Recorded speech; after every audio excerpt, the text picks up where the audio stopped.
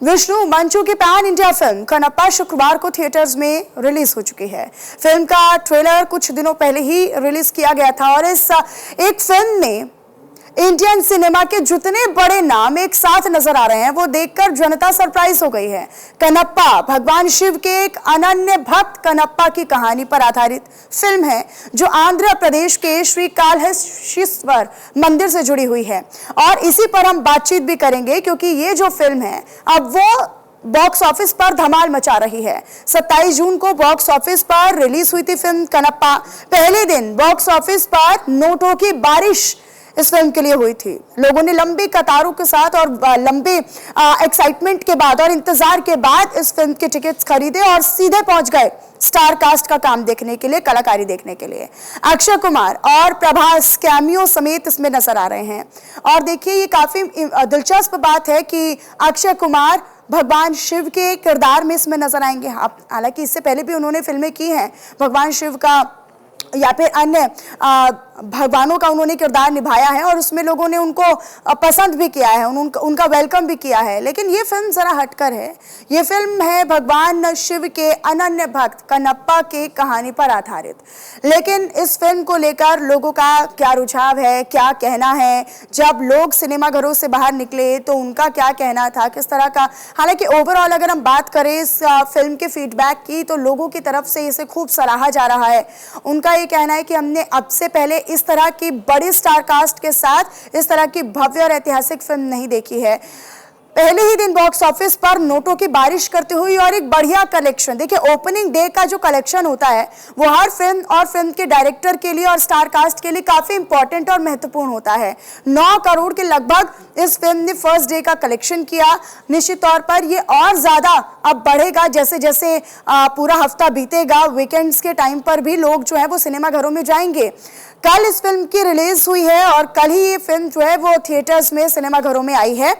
आपको बताएं कि ये साउथ में यानी दक्षिण भारत में एक मंदिर है, उस मंदिर में इस फिल्म को दर्शाया गया है। इस फिल्म के अंदर उस मंदिर का चित्रण भी किया गया है, वो भी आप देखेंगे। स्टार कास्ट बेहद शालीन है। आपने देखी होगी कि कई ऐसे स्टार कास्ट है। इसमें प्रभास को आप देख सकते हैं जो ऑलरेडी साउथ का एक बड़ा नाम है, एक बड़ा चेहरा है। अक्षय कुमार, हर कोई इनको जानता है और हर डायरेक्टर की एक पहली पसंद भी होती है।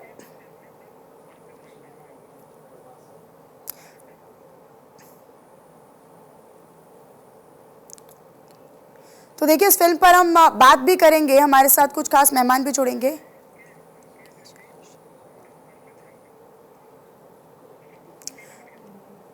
तो देखिए हमारे साथ अभिनेता मुकेश ऋषि इस वक्त जुड़े हुए हैं हमारे साथ। सर मैं बहुत स्वागत करूंगी आपका और चूंकि फिल्म में नजर भी आए हैं। अर्पित रंका भी हमारे साथ जुड़े हुए हैं। अर्पित जी आपका भी मैं स्वागत करती हूं और निश्चित तौर पर ये काफी महत्वपूर्ण हो जाता है कि जिस तरीके से फिल्म का निर्देशन किया गया, कहाँ से आइडिया आया और किस तरह का आपका अनुभव रहा। मैं अर्पित जी से इसकी शुरुआत कर लेती हूँ। अर्पित जी, किस तरीके का आपका अनुभव रहा, क्या आपका एक्सपीरियंस रहा प्रभास के साथ काम करके, अक्षय कुमार के साथ काम कर, इस कनप्पा मूवी में आपका ओवरऑल एक्सपीरियंस कैसा रहा? जी, कनप्पा में काम करना मतलब जो अनुभव रहा है मेरा, मतलब वो एक महादेव की कृपा थी कि हम सबको इतनी बड़ी फिल्म में काम करने का मौका मिला और स्पेशली जब लोगों का प्यार मिलता है और लोगों ने भरपूर प्यार बरसाया है जैसे फिल्म बनी।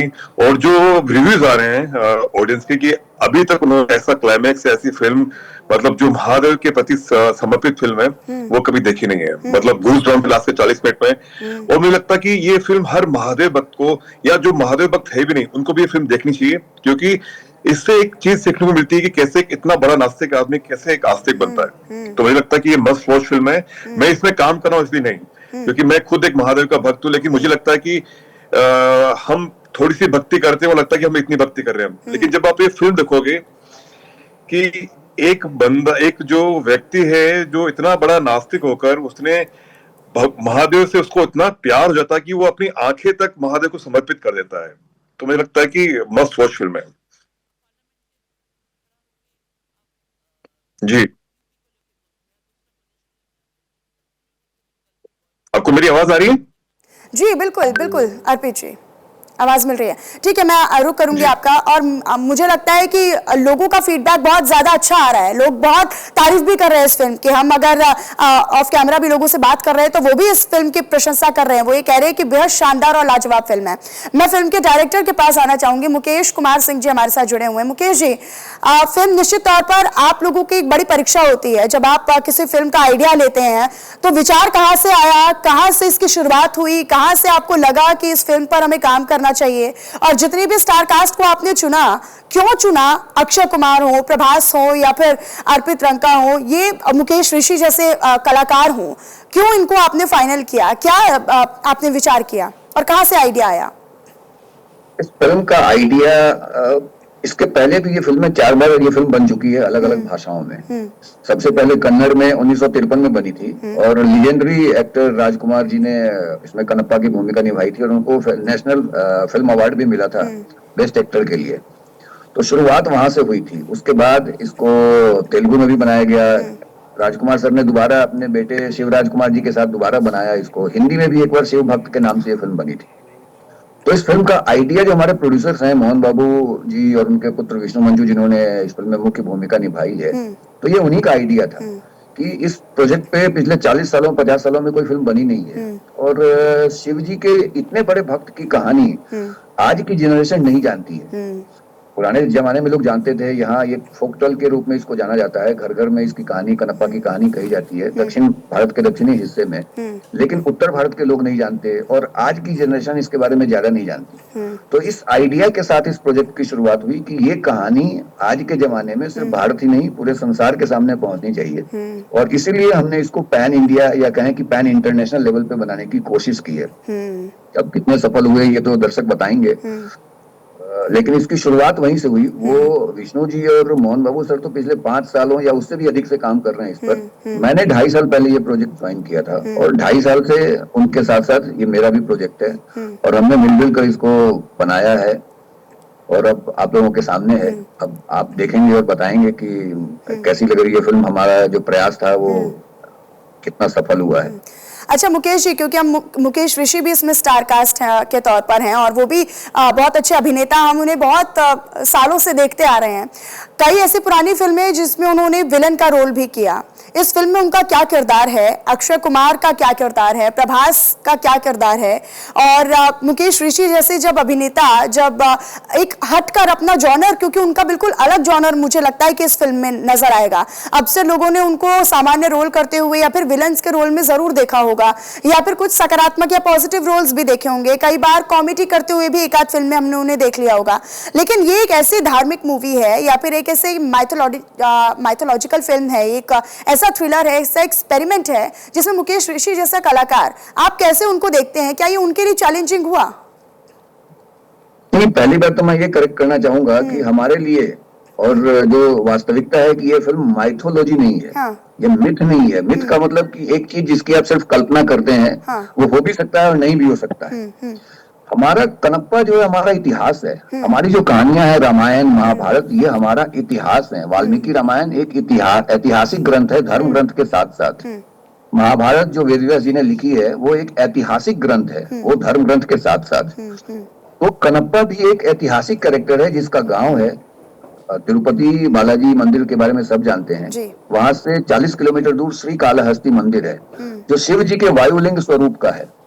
शिव जी के 5 मूलभूत लिंगम है वहां भारत के दक्षिणी हिस्से में। धरती, आकाश, जल, वायु और अग्नि। अरुणाचलम अग्निलिंगम है, जम्बुकेश्वर जल लिंगम है, चिदम्बरम जहां से नटराज स्वरूप की उत्पत्ति हुई है वो आकाश लिंगम है, एकांबरेश्वर कांची में वो पृथ्वीलिंगम है। और ये जो कहानी है हमारी ये वायुलिंगम तत्व की है। तो कनप्पा ने द्वापर युग से कलयुग के संधि के बीच में ये मंदिर विलुप्त हो गया था। तो कनप्पा जो एक हंटर था उसने ढूंढा इस मंदिर को, इस शिवलिंग को, जिसका स्वरूप भी बिल्कुल अलग है जो फिल्म में आप देखेंगे, जो आप दूसरे किसी भी शिवलिंग से नहीं मिलता। वो अलग कहानी है, जो आप फिल्म देखेंगे तो आपको ज्यादा पता चलेगी।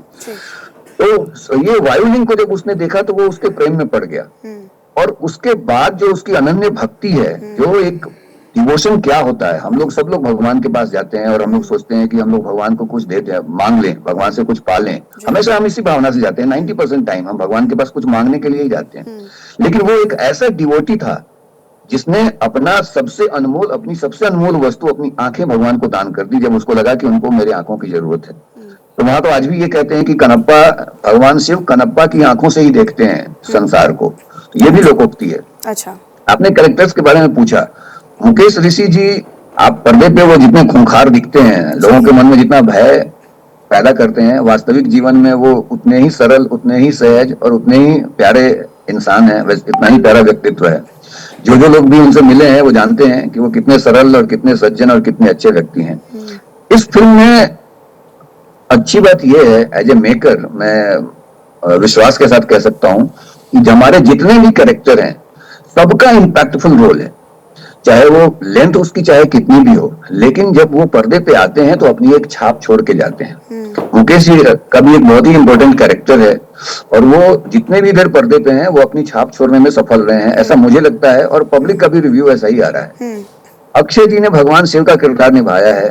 पहले उन्होंने शिव के दूत का किरदार निभाया था ओ माई गॉड में, लेकिन इस फिल्म में वो भगवान शिव बने हैं और काजल जी पार्वती देवी बनी हैं। और जो अभी तक पब्लिक का रिव्यू आ रहा है उसके हिसाब से दोनों बहुत ही डिवाइन लग रहे हैं। एक अपनी छवि से अलग हटकर उन्होंने किरदार के साथ न्याय किया है, ऐसा पब्लिक का रिव्यू है। अब मेरे कहने से तो अब कुछ नहीं होता, अब लोगों के सामने है, तो मैं लोगों के रिव्यू की ही बात करूंगा। और प्रभास जी भी, उनका भी एक कैरेक्टर है। कैनियो वर्ड का क्या मतलब होता है मुझे आज तक नहीं पता, लेकिन इस फिल्म में एक कैरेक्टर है जो कहानी को आगे लेकर जाता है, जिसके बिना कहानी कंप्लीट नहीं हो सकती, और प्रभास जी ने वैसा ही किरदार निभाया है। मोहनलाल सर का भी वही है। मोहनलाल सर का कैरेक्टर तो सरप्राइजिंग है और हमारे पौराणिक कथाओं से मिलता है। मैं चाहूंगा कि आप फिल्म में जाएं और देखें कि, और उसके माध्यम से ही ये कहानी उत्तर भारत के लोगों से भी जुड़ती है कि कनप्पा कौन था। हमारे यहाँ कहावत है, तो उत्तर भारत के लोगों के लिए यानी नॉर्थ इंडिया के लिए तो एक नया एक्सपीरियंस होने वाला है। मुझे लग रहा है जब वो स्क्रीन के सामने बैठेंगे या थिएटर्स में जाएंगे तो मुझे लगता है कि एक अलग ही लेवल का एक्सपीरियंस उनका रहने वाला है जी। और मुझे लगता है कि एक बहुत ही अद्भुत एक्सपीरियंस रहने वाला है, क्योंकि कनप्पा के बारे में जो लोकोक्ति है कि वो अर्जुन का पुनर्जन्म था इस जीवन में। ये वहाँ के मतलब जो इलाका है जहाँ जन्मे थे कनप्पा नायनार, वहाँ ये कहानी प्रचलित है।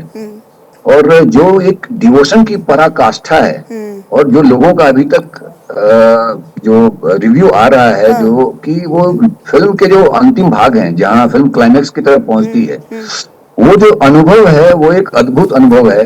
और एज ए मेकर ये मेरे लिए बहुत ही संतोष की बात है कि शायद मैं और हमारी टीम, मैं तो कहना बहुत गलत बात होगी, हमारी पूरी टीम ने मिलकर जो प्रयास किया है वो संवेदना लोगों तक पहुंच रही है और ज्यादा लोगों तक पहुंचे। मैं चाहूंगा कि सभी लोग आकर थिएटर में इस फिल्म को देखें और अनुभव करें कि सही मायने में डिवोशन होता क्या है, भक्ति होती क्या है, भगवान अपने भक्त के लिए क्या कर सकते हैं और भक्त अपने भगवान के लिए क्या कर सकता है। ये दोनों ही कहानियां इसमें। मूवी बनाते समय मुझे लगता है कि बतौर निर्देशक बहुत सारे चैलेंजेस भी आते हैं। आपको सबके हितों का ध्यान या फिर उनकी भावनाओं को ठेस ना पहुंचे, और खासतौर पर जब आप ऐसा विषय चुनते हैं कि वो लोगों के बीच में और देश दुनिया के बीच में जाएगा और हर जगह पर अगर वो मूवी रिलीज होगी तो लोगों की जो भावनाएं हैं वो ठेस ना पहुंचे। क्योंकि अक्सर हम देखते हैं कि एक डिवोशनल मूवी है, एक डिवोशनल एक्सपेरिमेंट है, तो उसमें लोगों का विरोध भी हमने कई मर्तबा पीछे देखा है, कई मूवीज का विरोध हुआ है। उन चीजों को भी ध्यान में रखना आप लोगों के लिए एक बहुत बड़ा चैलेंज होता है। मैं उस पर भी बात करूंगी मुकेश जी आपसे, बतौर एक्टर आपका क्या एक्सपीरियंस रहा।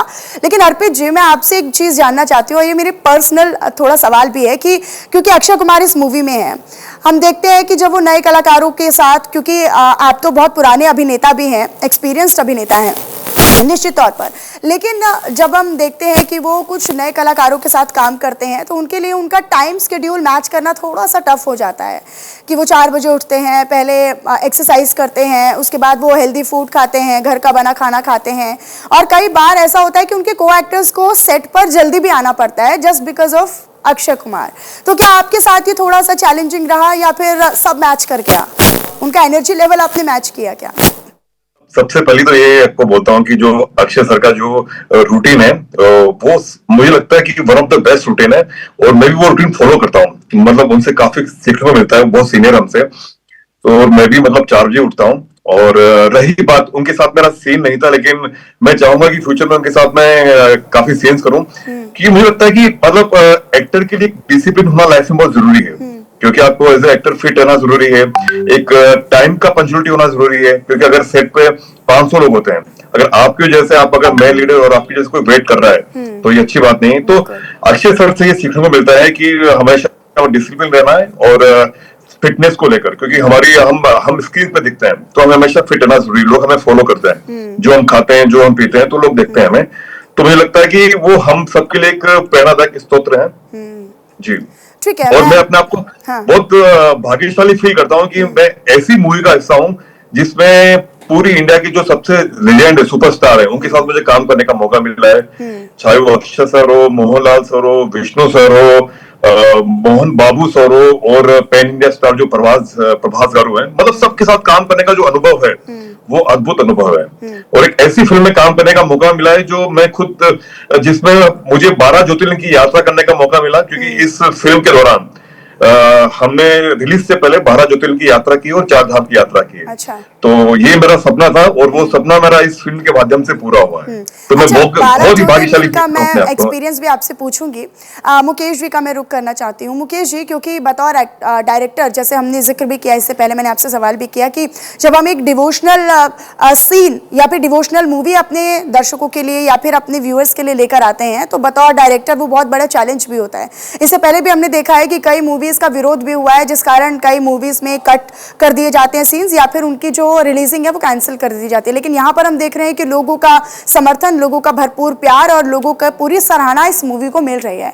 क्या क्या चैलेंजेस होते हैं बतौर डायरेक्टर? आपने क्या क्या रिसर्च किया, कितना समय लगा, किन किन बातों का ध्यान रखा गया, कितना चैलेंजिंग रहा ये? एक हिस्टोरिकल फैक्ट्स पे फिल्म बनाना या हमारे ऐतिहासिक चरित्रों पे या हमारे भगवान पे फिल्म बनाना, ये सिर्फ एक कॉमर्शियल असाइनमेंट नहीं हो सकता। ये एक जिम्मेदारी है जो आपको बहुत जिम्मेदारी के साथ निभानी पड़ती है। तो और मैं इसमें सिर्फ अपने रिसर्चर्स और राइटर्स पे निर्भर नहीं रहना चाहता, ये मेरा अपना निजी स्वभाव है और मैं खुद यही कोशिश करता हूँ कि मैं खुद कितना ज्यादा रिसर्च कर सकूं ताकि मैं खुद एक ऑथेंटिक वर्जन कहानी का और कैरेक्टर्स का लोगों के सामने ला सकूं। तो इसके लिए मैंने जितने भी लिटरेचर उपलब्ध हैं इस कहानी पे, कनप्पा की कहानी पे, और सबसे मुख्य स्रोत जो है महाकवि ध्रुवजति का श्रीकालहस्ती शतकम और पेरिया पुराणम में जो कनप्पा के बारे में बात कही जाती है, जो नायनार्स के बारे में, उनमें कनप्पा का भी जिक्र आता है। तो मैंने उन दोनों को सब अपना मूल माध्यम बनाया। उसके अलावा जो श्रीकालहस्ती मंदिर जहाँ की कहानी है, उनके मुख्य पुजारियों से मिला, घंटों उनके साथ बैठा, मंदिर में जाकर घंटों बैठा, कितनी बार मंदिर गया, कितनी बार उन लोगों से बात की। जब भी कोई संशय होता था मन में तो उन लोगों की राय ली जाती थी। और सबसे खुशी की बात यह है कि जब फिल्म खत्म हुई, जब फिल्म कंप्लीट हुई, खत्म नहीं हुई, जब फिल्म कंप्लीट हुई तो हमने वहां के पुजारियों और प्रबंधकों को ये फिल्म देखने के लिए बुलाया। और जब उन्होंने देखा तो देखने के बाद उनका पहला सेंटेंस ये था कि इस फिल्म में एक शब्द या एक शॉट भी बदलने की जरूरत नहीं है, सब कुछ अच्छा है, सब कुछ जो पुराणों में लिखा गया है वो उसके अनुरूप है। और दूसरी बात कि वो इतने खुश थे कि वो उन्होंने बोला कि आप इसका दूसरा भाग कब बनाना चाहते हैं, वो बताइए। तो ये हमारे लिए सबसे बड़ा कॉम्प्लीमेंट है कि हमने उनके मार्गदर्शन में काम किया और उनको जो हमने फिल्म बनाई है उनसे उनको पूरी संतुष्टि है कि यस, ये फिल्म जो है ये ऑथेंटिक है। देखिए, फिल्म का जो पहला हिस्सा है कनप्पा नायनार की कहानी 1.5 पेज 2 पेज की है उसके बारे में, तो 1.5 2 पेज की कहानी में फिल्म नहीं बन सकती।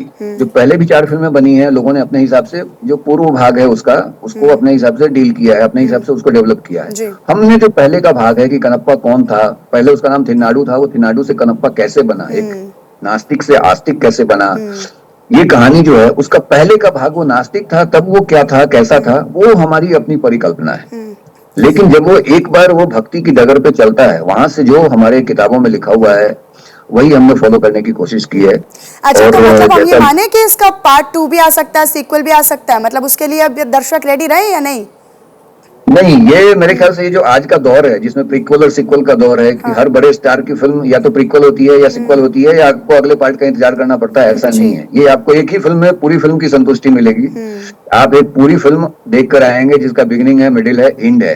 तो आप इस बात के लिए निश्चिंत रहें कि आपको ये फिल्म देखने के बाद ऐसा नहीं होगा कि आगे की कहानी देखने के लिए एक और भाग का इंतजार करना पड़ेगा। ये कहानी इसी में कंप्लीट हो जाएगी। ये उनके अपने भाई आप ये में कंप्लीट पैकेज है और इसके बाद ऐसा नहीं लगेगा कि कुछ अधूरा रह गया है। बिल्कुल सही बात है। अर्पित जी का मैं रुक कर लेती हूँ। अर्पित जी, आप जिक्र कर रहे थे कि आपने इस मूवी के कंप्लीट होने के बाद यानी शूट कंप्लीट होने के बाद 12 ज्योतिर्लिंगों के दर्शन भी किए। वो एक्सपीरियंस जरा बताइएगा। और क्या आप पहले से सोचा हुआ था कि फिल्म कंप्लीट होगी और उसके बाद ही हम 12 ज्योतिर्लिंगों के दर्शन करेंगे? पिछले 5-7 साल से थोड़ा मतलब महादेव के प्रति मेरा प्यार बढ़ गया था। तो मेरी इच्छा थी कि मतलब मैं कभी भी लाइफ में 12 ज्योतिर्लिंग की यात्रा करूं। तो उसी दौरान मुझे फिल्म कनप्पा फिल्म मिली, जो महादेव का सबसे बड़ा भक्त है। जब हमारी फिल्म कंप्लीट हुई तो जो हमारे फिल्म के प्रोड्यूसर हैं मोहन बाबू सर, तो उनकी इच्छा थी कि फिल्म रिलीज होने से पहले हम 12 ज्योतिर्लिंग की यात्रा करें। तो इस यात्रा में मैं बहुत भाग्यशाली रहा कि इस यात्रा में मुझे भी शामिल किया उन्होंने। मैं उनका हमेशा आभारी रहूंगा। और जब मैंने 12 ज्योतिर्लिंग की यात्रा की तो मुझे कुछ मतलब एक अद्भुत फील महसूस हुआ। महादेव मतलब उनके प्रति जो मेरा प्यार था, वो प्यार मतलब अभी मैं अपने शब्दों में बयान नहीं कर सकता हूँ। जो मतलब इतनी बड़ी फिल्म मिलना और लोगों का इतना प्यार मिलना। मैंने पहले भी काफी खलनाएं किए हैं, कंस, दुर्योधन, रावण सब किए मैंने, लेकिन इस फिल्म में जो लोगों ने प्यार दिया है मुझे अभी 2 दिन में, मतलब जितना भी हमारा आज और कल में जो भी फिल्म देख रहे हैं, तो बहुत प्यार दिया मुझे। और ये सब महादेव की कृपा है। हाँ। जो हमारी फिल्म में एक लाइन भी है जो प्रभास बोलते हैं, शिवलीला। तो ये सारी शिवलीला है और मुझे लगता है कि ये एक मस्ट वॉच फिल्म है। मतलब ऐसा नहीं है कि हम इस फिल्म में हैं इसलिए बोल रहे हैं, क्योंकि जो फिल्म बनाई है तो मतलब सबको जिसने भी फिल्म देखी, जब मैंने ये फर्स्ट टाइम फिल्म देखी थी तो मेरी आंखों में आंसू थे। मतलब लास्ट में जब फिल्म खत्म और ऐसा ही हम भी देख रहे हैं और ऐसा हम भी देख रहे हैं कि जैसे जैसे लोग जो हैं वो सिनेमा घरों से बाहर आ रहे हैं, वैसे वैसे उनकी आंखों में भी आंसू हैं। तो आप सोचिए कि कितना इमोशनल कनेक्ट लोग इस फिल्म के साथ कर पा रहे हैं। बहुत शुक्रिया मुकेश जी हमारे साथ जुड़े। बतौर डायरेक्टर उन्होंने अपना एक्सपीरियंस शेयर किया और एक्टर के तौर पर हमारे साथ अर्पित रंका जी जुड़े थे, जो आपसे पहले अपना एक्सपीरियंस और पूरी मूवी को लेकर क्या वो सोचते हैं और किस तरीके से उन्होंने अनुभव किया है। अपने अनुभवों को साझा करने के लिए आप दोनों का बहुत शुक्रिया। न्यूज इंडिया के साथ आप जुड़े उसके लिए भी बहुत शुक्रिया।